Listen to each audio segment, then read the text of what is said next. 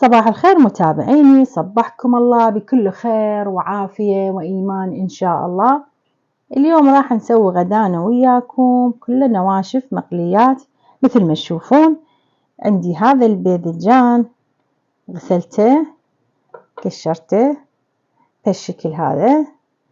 عندي هنا كباب، هذا اللحم والبصل والكرفس والبوتيتة. عندي هذا البصل وهاي البوتيتة كذلك الطماطم. هنا راح نسوي اليوم كله نواشف ومقليات. نكمل ونرجع وياكم إن شاء الله.